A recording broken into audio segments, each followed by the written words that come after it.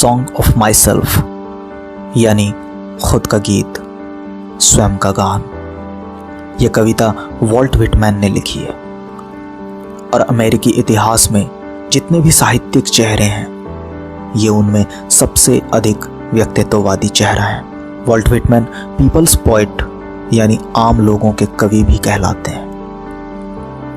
12 साल से भी कम उम्र में उन्होंने कारपेंटर का काम करना शुरू कर दिया था। आगे चलकर उन्होंने प्रिंटर, टीचर, एडिटर और सिविल वॉर के दौरान वॉलंटियर नर्स का भी काम किया। वॉल्ट व्हिटमैन की सारी कविताएं लीव्स ऑफ ग्रास नाम की किताब में संकलित हैं। Walt Whitman Song of Myself कविता में खुद को जानने समझने, खुद को जैसे हैं उसी तरह स्वीकार करने और अपने अस्तित्व का उत्सव मनाने की बात कहते हैं। पोएम के शुरुआती लाइंस में वॉल्ट व्हिटमैन कहते हैं कि मैं स्वयं का उत्सव मनाता हूं, अपने अस्तित्व को सेलिब्रेट करता हूं और गाता हूं, और जैसा मैं महसूस करता हूं वैसा ही तुम्हें भी महसूस करना चाहिए, क्योंकि जिन कणों से मैं बना हूं उन्हीं से तो तुम भी बने हो। जब मैं अपने अस्तित्व के लिए ईश्वर का शुक्रगुजार हो सकता हूं तो तुम्हें भी होना चाहिए।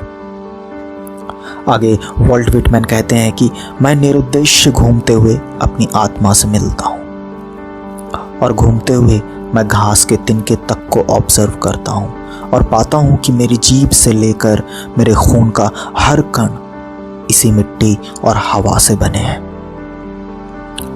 और मैं ही नहीं, मेरे माता पिता, मेरे माता पिता के माता पिता और उनके भी माता पिता सभी एक समान तत्वों से बने हैं। 37 साल की उम्र में भी बेहतरीन स्वास्थ्य के लिए वे प्रकृति को धन्यवाद देते हैं और उम्मीद जाहिर करते हैं कि अंत समय तक वे इसी तरह स्वस्थ रहेंगे।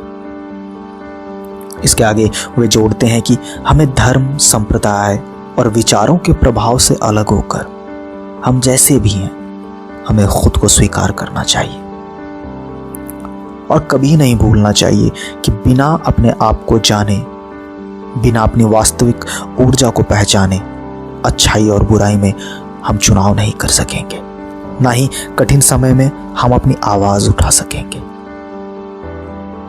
यह कविता हमें अपनी तरफ लौटने का संदेश देती है। साथ ही वॉल्ट व्हिटमैन अपने अस्तित्व से एकाकार होने के अहमियत को भी बयां करते हैं।